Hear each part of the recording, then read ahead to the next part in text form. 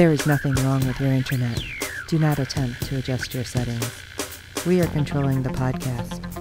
We control the squealing and the screams. We can make your heart flutter, your eyes blur from tears, or sharpen your mind to crystal clarity. For the next hour, sit back. We are in control of what you hear. We repeat, there is nothing wrong with your settings. You are about to experience the awe and mystery known as the female mind.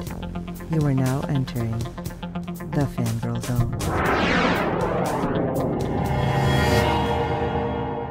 We will continue exploring, discovering new worlds, new civilizations. Welcome to the Captain's Chair, a podcast on all shows in the Star Trek universe. On the Fangirl Zone, I'm Redshirt Dave, and joining me on the mission into the unknown is... I'm Chief Engineer Steve, and today we'll be discussing Episode 6 of Season 3 of Star Trek Discovery. Woohoo! Initial thoughts. Well, let's see. I thought it was very good. I did too. I can't help but compare to the other show we're doing now, The Mandalorian, and this episode had what I thought The Mandalorian lacked, and that's like agency amongst the characters. There were stakes in the plot and stakes for everyone's motivation and actions in the episode, and it made it entirely believable and, someone you wanted to root for. Right. So if you're wondering, yes, I just dissed the Mandalorian episode.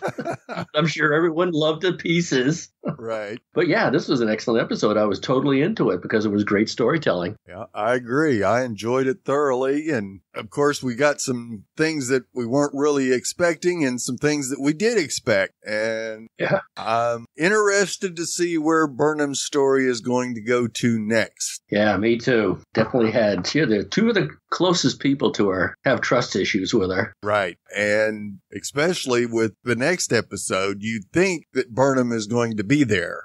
Yeah. Well, spoiler alert, in case somebody wants to skip ahead and hadn't seen the trailer for next week, but she's either in or out of uniform, and I know she's in it part of the time, so right. Who knows where they're going with her. Yep. She's definitely a wild card, though, which is kind of, I don't know, a little disappointing. Yep. We've got a Giorgio influence going on there.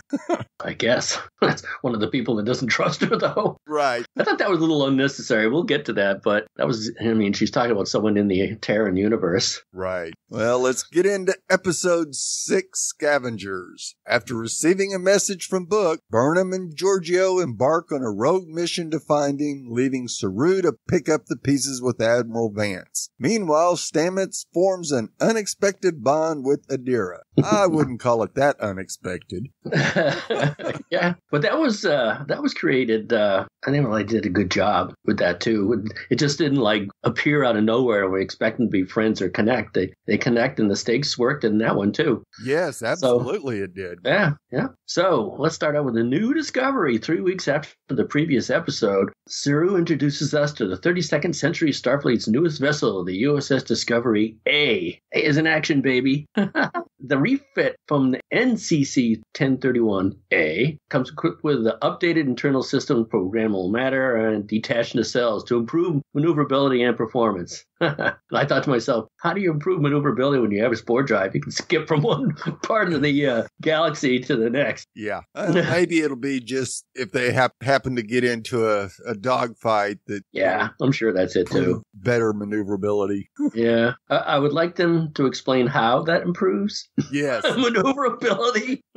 If you detach them, what difference does it make? I don't know. I'm nitpicking. Anyway, Admiral Vance oversees a meeting to hand out assignments to the fleet's captains, announcing that Saru Starship will be held in reserve as a rapid response unit in case tensions with the Emerald Chain flare up again at Argath. Now, one guy had a problem with that, too. He goes, rapid response? Yeah. I'm like, yeah.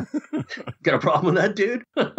Discovery A's crew receives their own upgrades from Lieutenant Willa in the form of state-of-the-art comm badges that feature integrated holopads, tricorders, communicators, and personal transporters. All very cool, except for one person on board who doesn't know how to use his personal transporter. Yeah. At least he doesn't do it. At least Lines doesn't do it in mid-sneeze, too, when he's throwing boogers on everybody as he bounces around. He doesn't pop up, sneeze on everybody. Sorry. Yeah, apparently the 32nd century is not as bad on his sinuses as Yeah, the 23rd lucky was. him. I'm cured. The bridge consoles now include programmable matter that reads each officer's biosigns and adapts their individual needs. I like, who is it? That does all the steering of the ship there. Detmer. Yeah, Detmer didn't like it. No, yeah, Detmer. Yeah, do we really need this? Yeah. Yes, Detmer. Stop. You don't have to fight everything. Yeah. Owo was just psyched about it. Oh, this is so awesome. Yeah. I thought Joanne really got into it too. Yeah. You know, she'd have had her reaction. Yeah, the other guy goes, hell yeah, we need this. Yeah. Good toy. And it's cool. And she said, not only is it cool to the touch, but it's just plain cool anyway, I think. So the ship picks up a hailing signal from the Queen. No, not the Borg Queen. It's the other Queen, Grudge. The Captain Cat.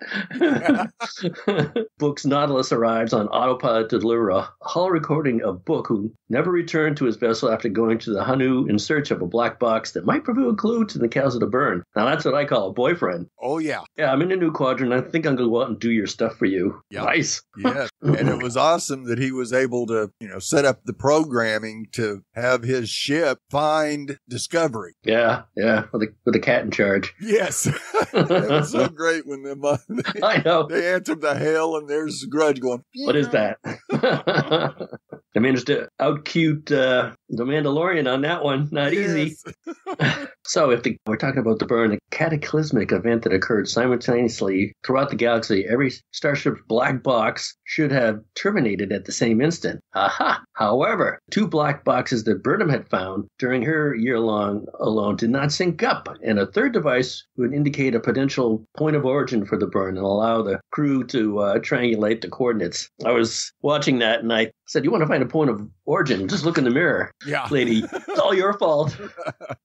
So said I. Yeah. We'll see. Yeah, we'll see if it takes them back to the planet where she landed on. Yeah, or back in time. I keep my spidey sense keeps going off about having to do some time traveling. Also, in regards to Philippa, she may need to go somewhere to fix something. Orders? What orders? Saru informs Burnham that, as per Vance's orders, Discovery must stay at Federation headquarters in case of an emergency at Argit. But number 1 goes behind his back to recruit Giorgio for an unsanctioned rescue mission. You had me at unsanctioned mission. Yes. Duo grab the Nautilus and set course for Hunan, a trip that furnishes Giorgio with the opportunity to taunt Burnham about her feelings for Book. I know, what a nice friend. Yeah, at least it's not Ash Tyler. Yeah, I know. First officer gets an excellent verbal jab of her own. Your emotional spectrum runs from cranky to homicidal, but things turn serious when the former Terran Emperor briefly experiences what appears to be a traumatic flashback. Kind of a bloody one, too. Yes. I think in the second flashback we saw a knife. Is this a reference to the other Michael? I don't know if it's a Michael or if it's another child that Giorgio had. It kind of sounded like she said son at one time. And maybe when she was rising to power, one of her competitors offed her son. Yeah. But I don't know why that would suddenly traumatize her. Is that something that we saw in the last episode? Well, no, the only thing that we noticed with her was when Burnham caught her in the hall and she just didn't respond for a while. So she may have been seeing that. But Giorgio says they've been happening for a couple weeks and they seem. I thought it was something that someone got in her head last week and elicited all these feelings. Oh, and now she can't get rid of it. Kovich did something. Yeah. But what? I don't know. Okay. Rabbit hole. Maybe it's because the universes are getting further away. It's causing more of her repressed memories to come out.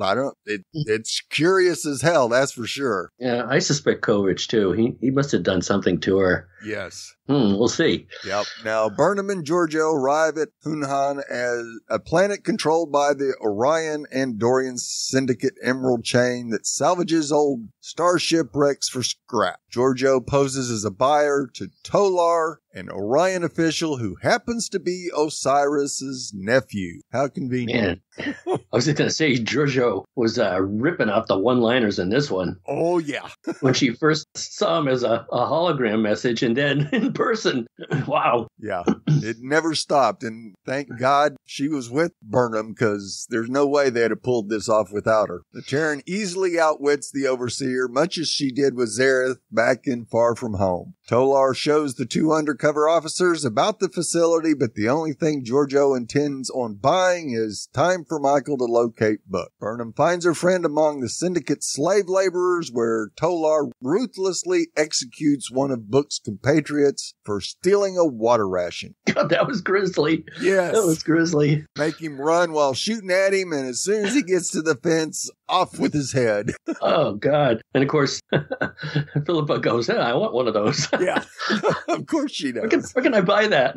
Of course, Book and Burnham reunite to hatch an escape plan that will free the operation's entire workforce. And of course, Book wasn't too happy that she was there, because he had made some plans himself to get this escape out. But of course, it sure looked like he needed their help to make it happen. Yeah. Because Giorgio fashions an impromptu weapon, but she and Burnham are captured by the regulators. Of course, Tolar plays right into the pair's plan when he brings them aboard the Nautilus to steal the ship's dilithium supply, as Book and his Andorian friend Ren launch a diversionary escape attempt.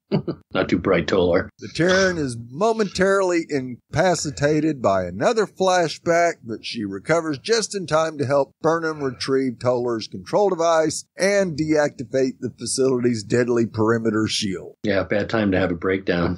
Yeah, real bad time. One of those just in the nick of time she regains consciousness. Yeah. Ren endures a significant wound from a regulator's weapon, but Giorgio and Burnham arrive with the Nautilus and transport Book and the Andorian to safety. Of course, they sure did a lot of shooting and bringing this place to its knees. That was awesome. Yes, it was. I love the way that thing comes out of it turns, sideways, vertical. Yes.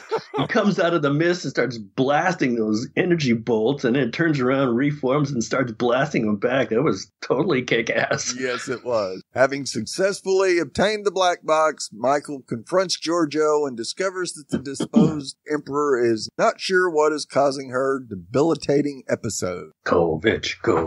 Yeah, exactly. He seemed to have a thing for the Terran Empire. Oh, absolutely. I wonder. Well, we haven't heard from them in 500 years. You liar. He might be a Terran himself. Yeah, Sir, he might. That was there when Giorgio was Emperor. I can see. Boy, I wonder. Yeah. Anyway, the cat's out of the bag. Back on Discovery, Tilly learns that Burnham has left when she finds Grudge in her quarters, while Gray's mysterious visage attempts to convince Adira to do more than eat, sleep, and work. Probably a good idea. Yeah. Be sociable. Yeah, I like how Tilly's not a cat person. That's a huge cat. She picks up that cat and like, oh my God, that thing's huge. Yes, it is. I love how it walked all over. Where'd they find that? It's like a small lion. Yeah. The human host to the Tal symbiont shows off a new spore drive interface to Stamets, who can now operate the propulsion system by using nanogel instead of the forearm shunts. That's cool. And she has to tell him that, don't worry, it's not going to stick. Right, yeah. You stick your hands out. Oh, good, thank you. So Saru finds out that Burnham's disappearance and questions Tilly, who surprisingly recommends that the captain secure Vance's trust by informing him about the first officer's insubordination. Well, true that. Yeah, even though she does tell Saru that if I was in her position, I'd probably done the same thing. And Saru goes, oh, no, you wouldn't. Yeah, I thought she was going to whisper, besides Book as a hunk, of course I would. Yeah. But she's a good crewmate. Yeah, she realizes her first responsibility is to the rest of the crew, not to go gallivanting about the galaxy. Right, and this would definitely have probably caused a major issue with Vance if Saru didn't go tell Vance what had happened. Yeah, I wouldn't trust anybody on the ship. She could rightfully relieve him of command to have somebody else take over. Oh, yeah. They had just fixed that. Anyway, on the lighter side of things, Stamets provides a friendly face and a safe outlet for Adira, who divulges Gray's ongoing prison to the astromycologist. Yeah, I know. We didn't get to see a lot of Buck. See, I did it anyway. Yeah. Buck/Gray there. I wondered in the previous episode if we were going to see the character, but we did. Brief cameo cameo here and there. Nice blue hair. Yeah. Burnham It's and a Book. great scene between the two, that's for sure, because Stamets actually discovers that not only are they both extremely intelligent, but they also have a commonality that they lost someone that they love. Right. And that just adds depth to the character, which is that agency I spoke of to start the episode. It was very, very well written, I think. Yep. Burnham and Book share a passionate kiss in the turbo left before the first officer must leave to face the consequences of disobeying orders. But don't forget that Linus had to make an appearance too. Oh, sorry. Were you guys going to kiss? Oops. Anyway, Vance's anger boils, but he leaves Burnham's punishment to Saru's discretion. And in a gripping moment, Saru declares that he no longer trusts Michael enough to have her continue to serve as number one. It's lucky he didn't end up in a brig. Right. Yeah. If she wouldn't have saved lives, she probably would have. Yeah. But I thought it was interesting that if Vance said, if you would have brought me this information, I might have approved you going. Yeah. She's her own worst enemy. What's your deal, lady? And although Burnham agrees with her captain's decision, the episode ends as she ominously removes her Starfleet badge. But as, spoiler, we discussed earlier, she seemed to be in uniform. Did you notice when they had the bed scene between Stamets and Culber, they had Starfleet pajamas? They had the little, did you notice that? The little insignias on them? Yes. I wonder if that worked. I have a suggestion as who the new number one should be. Okay. I'm picking Nielsen. Right. Lieutenant Nielsen, that is. Why not? Yep. He seems capable. Yeah. Yeah, there's been a lot of thoughts flying around on who should be the new number one. Yeah. Would you pick Detmer at all? Not right now, no. Not right now. She's probably capable too, but she's got her own issues to deal with. Yeah, that she's still dealing with, so yeah. I don't think she'd want to leave the bridge either, at least in her current capacity. I'm driving this ship. Right. And I saw some people suggest that Willa should be the next one, come out of Starfleet Command and back onto a ship, but yeah, perhaps. Would the crew actually trust her enough right now? At least she was decent to everybody this week. Yeah, absolutely. Dripping with sarcasm and snark. So you want to get to some Easter eggs? Sure. Tinfoil hat theories? I think I just spoiled my tinfoil hat theory that Nielsen should be number one, the new number one. We'll see. Discovery joins the list of Starfleet vessels which retain their call numbers instead of appended with an alphabetical suffix to indicate which generation she is. In this case, it symbolizes the recommissioning of a new era. Hence, Discovery A, or 1033A? Yeah. Does this mean that the Voyager J is actually the original ship? And I know what the J stands for, Steve. What? Joyride. Let's take this baby out and see what she can do. Exactly. Oh, the orbital graveyard around Hunhao boasts plenty of pre-burn vessels ranging from the 23rd century medical frigates like Reno's USS Hiawatha to the Cardenas like Lorca's USS Buran, and a Hoover class like the USS DeMilo from the escape artist ships. Interesting. It's hard to pick out all that stuff, and I mean, it's just junk everywhere. Yes.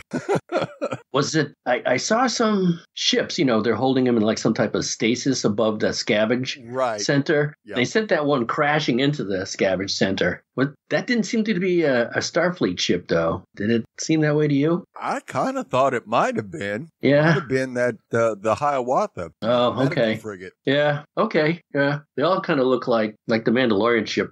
Pieces hanging off them left and right. Yeah. Very rusted, decrepit-looking ships. Yeah. That's for sure. I mean, how would you even consider buying a spare part off of one of those things? I know. Yeah, I thought about that briefly, too. Like, who in the 32nd century needs spare parts from something that old? Yes. What's her collectible matter to anything. Oh, well. Self-sealing stem bolts, part of Michael and Giorgio's cover story, are, of course, from a Deep Space Nine story involving Jake and Nog. Gotta have them self-sealing bolts. Yes. Vance says, make sure they clear the ship before they do any baryon sweep, a process first seen in the Next Generation Starship Mine. Yep, I remember that one. Oh, yeah. They barely got it stopped before they took the card out. Yeah. The nephew also showed up. That nephew, he's still alive. Oh, yeah. It's somewhere. So we're going to see Toller. We're going to see him again. And I don't think he likes being called a meat sack. He's like, who's the meat sack now? Shut up. He also showed up what looked like a Type 2 Starfleet phaser from the Next Generation movie era, but Giorgio said it wasn't authentic. I think there was somebody on Twitter said, how does she know? Yeah. How would she have any clue? Yeah. Unless she's done a lot of studying about our galaxy. Yeah. So Rin, I didn't know whether to like or hate the guy. I felt badly for him, though. Right. And Dorn, played by Noah Auerbach-Katz, who's the real-life husband of Mary Weissman. Got you a job, honey. Yes. At least for one episode. Would you like to be on an episode? Thanks, sweetie. Yep. Just what we needed. Well, we got some feedback too this time, so let's start with our friend Fred from the Netherlands and see what he thinks about the episode. All right.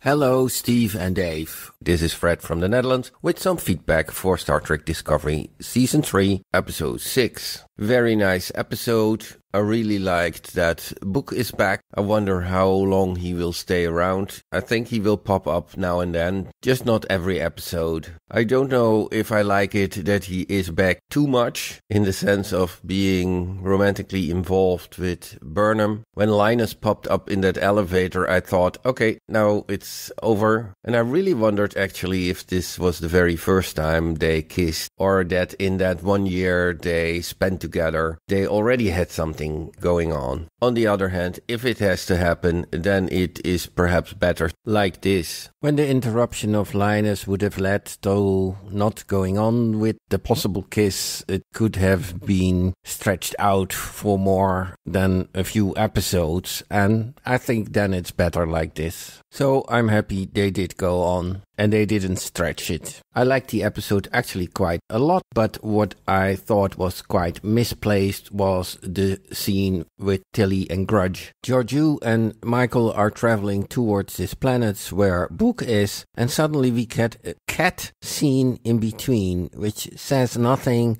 different than Michael is missing, and that's it. And furthermore, it's a scene for cat lovers or something like that. One of the strongest scenes is the scene with Culber and Stamets in bed, where he reflects on his discussion with Idira, so that they both deal with somebody they love that died but is still there. Really, really nice connection. No idea what the memory-like flashes Georgiou has mean, but it looks a little bit like an embryo, or she lost an embryo, or had a miscarriage, or something like that. Big question is why she gets this now and here. Burnham really has problems with the Starfleet straitjacket, and when she takes off her comm badge at the end, I really wonder if she is considering just to leave Starfleet and go with Book, pursuing her own plans to find out what happened in the burn.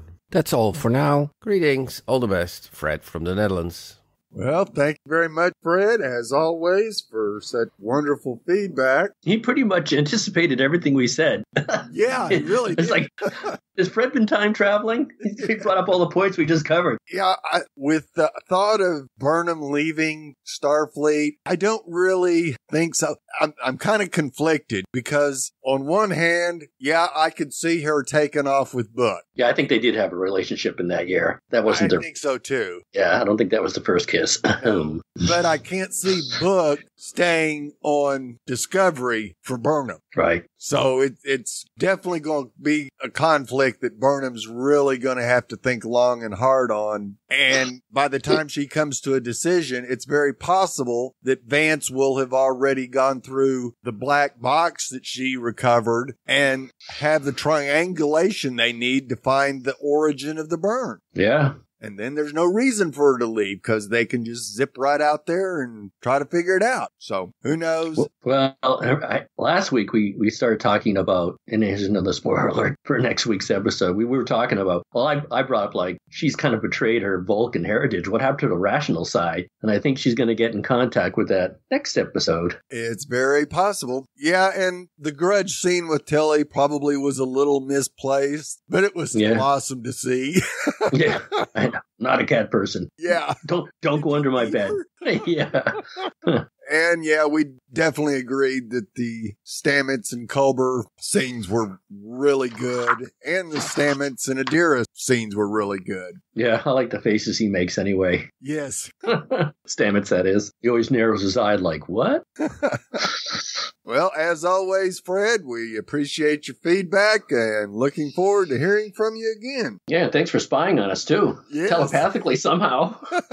And guess who's back with some feedback? Once again, Jazz has given us some feedback for this episode, so let's hear what she thinks. All right. Hello, this is Jazz, and this is my review for Discovery of Season 3, Episode 6. My first favorite quote was, "You had me at unsanctioned mission," which I thought was cool. And I love the Grudge came back to Michael, and I wondered how that was possible unless Book put a homing beacon on her, since nobody's supposed to know where the Starfleet headquarters is, so I thought that was interesting. Tilly was asking Grudge, "Did you eat her? Where's Michael?" I like that. Remember, she has a thyroid condition. And Michael probably gave Tilly Grudge because she trusts her. And once Saru told Tilly, do you know where she is? And she's like, "No, I got the cat. That's it." He's like, "Well, I knew she was going to do this. She left without authorization." She's like, "Oh, shit." He's like, "My sentiments exactly." I love that. I love the fact that Book inspires others to keep moving and to stay alive and to keep hope. I like that a lot. I don't think he would have made it actually out of that prison on his own. And by disobeying orders, Michael will probably be court-martialed again unless she gives Starfleet and Saru something really good. And even then, she broke his heart and his trust. So I doubt she'll be number one, which turned out to be true. And to Michael's credit, she told Saru that he was right in her demotion. Maybe Tilly will be groomed to be the number one, because I really can't see him pointing Jaru to be his number one. She's no longer very trustworthy. Michael took off her badge, so maybe she'll take a leave of absence in the next episode to go with Book on a quest about the burn. My next thought was, where's Grudge? I'm hoping it's on a ship with Book.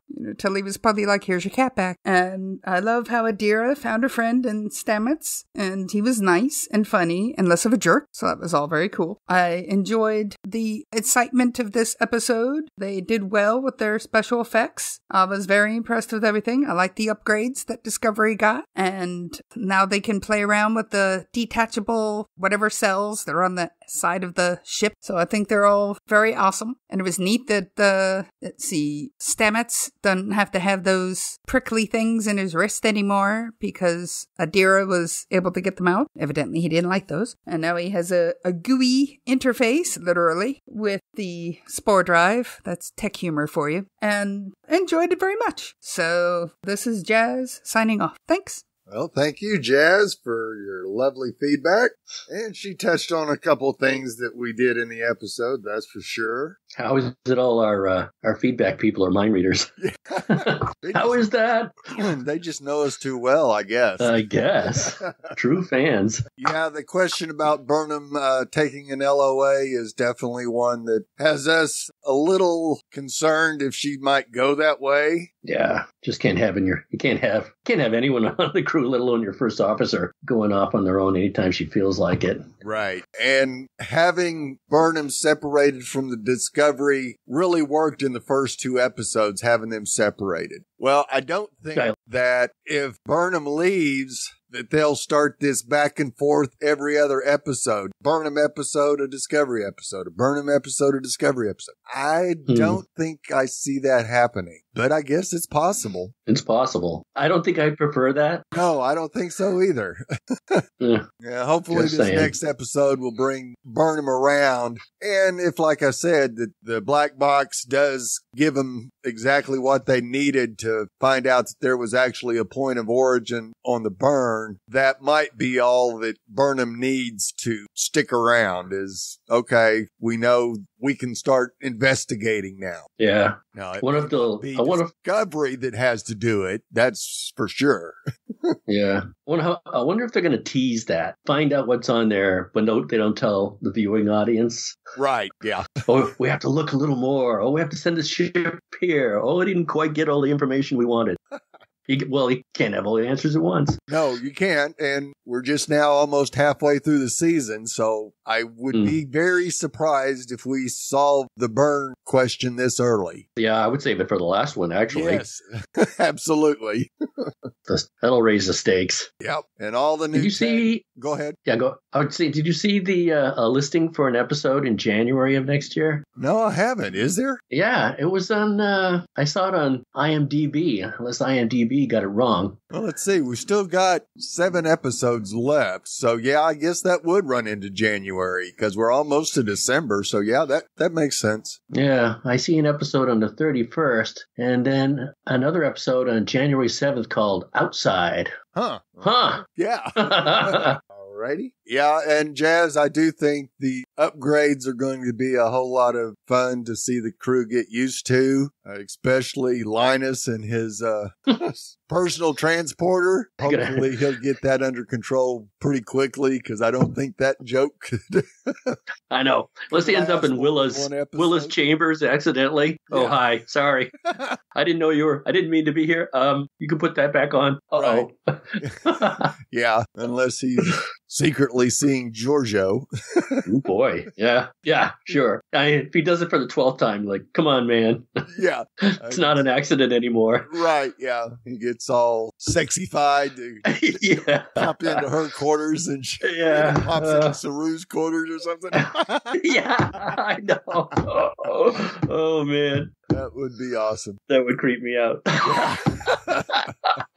Well, Jazz, it's glad to have you back with providing some feedback. We missed you last week, and hopefully we'll have you for the rest of the ride this season. And we'd love to hear your thoughts on each and every episode this season and looking forward to interacting on social media with all the great fans. How can the fans interact with us, Dave? They can go to the www.fangirlzone.com and click on the contact link, where you'll find several ways to contact us via email or through social media. On Twitter, he's at Sawyer Steve, and I'm the real ID Dave. Please review and rate us on iTunes and every other platform you find us on, as good ratings and reviews help other fans of the show find us, as there are a lot of other Star Trek Discovery podcasts out there. Tell your friends, and we hope you're enjoying our podcast, and don't forget to check out the other great Fangirl Zone podcasts. The 7th episode is on November 26th and is titled Unification 3. Woo-hoo. So until then, remember, this is Chief Engineer Steve. Your emotional spectrum runs from cranky to homicidal. That was a great line. Yes. And this is Redshirt Dave, and I may be a meat sack, but I love me.